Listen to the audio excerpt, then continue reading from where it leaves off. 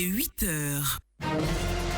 Radio Côte d'Ivoire, le bulletin d'info. Martha Kissi. Bonjour à tous et bienvenue à ce point de l'actualité sur le continent. On ouvre sur la tournée du président de la RDC et président en exercice de l'Union africaine entamé depuis le 15 juillet en Afrique de l'Ouest.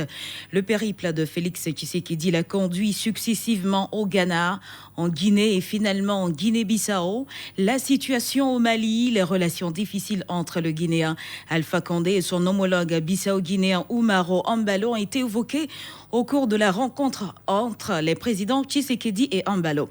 Rappelons qu'en septembre dernier, le président Condé avait pris la décision de fermer unilatéralement ses frontières avec ses voisins, le Sénégal, la Guinée-Bissau et la Sierra Leone. Les deux Guinées partageant une frontière commune de 324 km. Et parlant justement de la Guinée, 4 responsables de l'opposition emprisonnés depuis novembre 2020 ont obtenu une liberté conditionnelle et ont rejoint samedi leur domicile en attendant la tenue de leur procès. Ils y ont été chaleureusement accueillis par leurs proches, mais l'inquiétude demeure pour ceux qui sont toujours détenus. Selon l'avocat des opposants, certains depuis 9 mois sont malades et d'autres comme Roger Bamba sont décédés en prison. Ce dernier avait été arrêté après avoir échangé des messages sur la situation politique du pays, selon sa femme, qui accuse les autorités de maltraitance et de crimes d'État. Autre actualité présidentielle à Sao Tomé et Principe, et les électeurs émettent de fortes attentes. Les Santoméens ont voté hier dimanche pour choisir leur nouveau président parmi 19 candidats. Interrogés, de nombreux électeurs disent attendre du futur président qu'il soit capable d'unir la nation et de coopérer avec le Premier ministre pour faire avancer le pays. C'est le cas de l'avocat et président du réseau panafricain des jeunes pour la culture de la paix.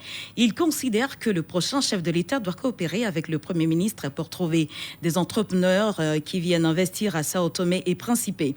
Selon le porte-parole de la Commission électorale nationale, Victor Correia, les résultats globaux des élections présidentielles seront connus ce lundi même.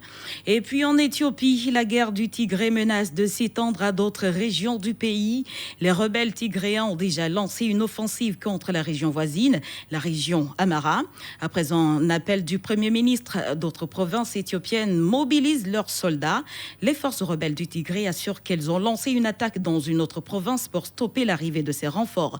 C'est une opération très limitée qu'ont menée les rebelles tigréens dans la région Afar, selon l'un de ses porte-paroles.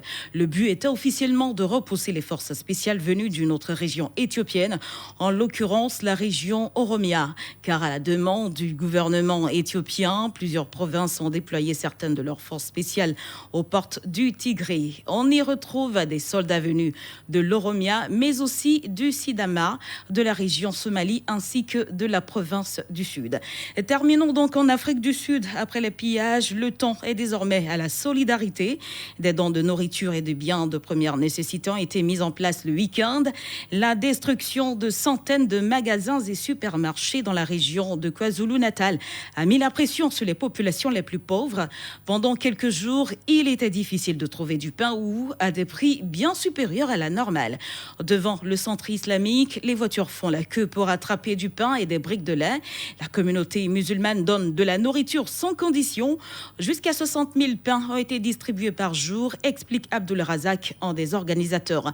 À l'aérodrome de Virginia, les pilotes privés se sont mobilisés pour transporter des biens de première nécessité. Les distributions de nourriture ne devraient pas durer. Un retour à la normale est prévu pour ce lundi. 8h04 sur Radio Côte d'Ivoire. Prochain point de l'actualité, 9h. C'était le bulletin d'info, présenté par Martha Kissi. Radio Côte d'Ivoire, désormais disponible sur Play Store et sur le bouquet canal numéro 511. Info, magazine, sport, détente, divertissement, débat, humour, culture.